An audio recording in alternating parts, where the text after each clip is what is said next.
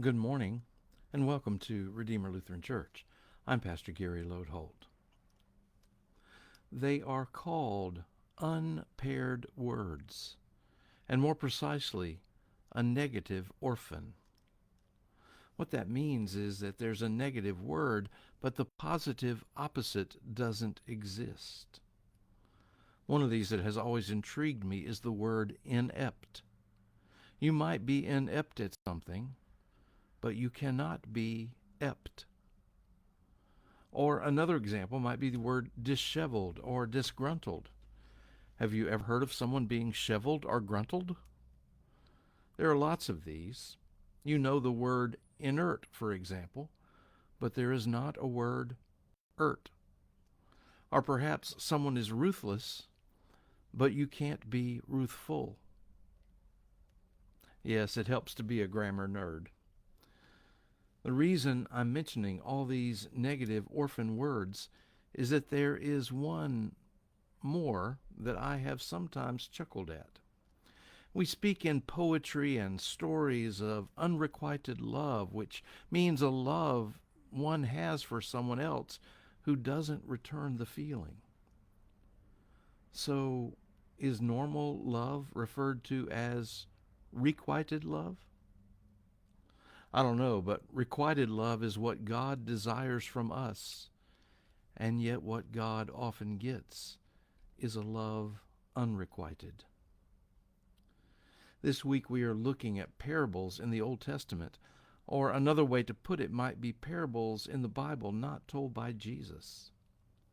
There is one in Isaiah 5 that speaks of how God's love for us is unrequited. God loves us, but so often we are faithless to God. Here is the parable Isaiah told, speaking for God. Let me sing a song for my beloved, my love song concerning his vineyard. My beloved had a vineyard on a very fertile hill. He dug it and cleared it of stones and planted it with choice vines.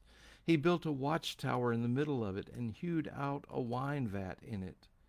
He expected it to yield grapes, but it yielded wild grapes. And now, inhabitants of Jerusalem and people of Judah, judge between me and my vineyard. What more was there to do for my vineyard that I have not done in it? When I expected it to yield grapes, why did it yield wild grapes? And now I will tell you what I will do to my vineyard.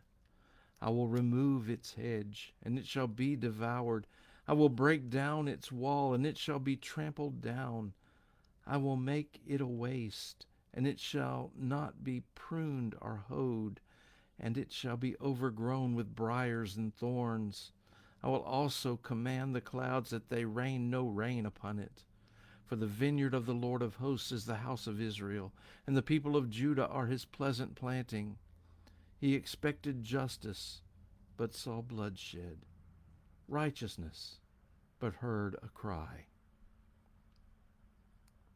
What an interesting tale. It begins by talking about all that God has done for God's people, and God does all this because of God's love for us.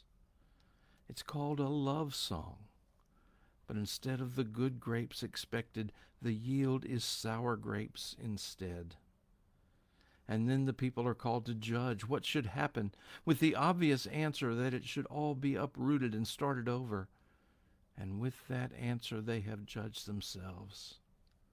God says, the faithless vineyard is exactly how my people have acted.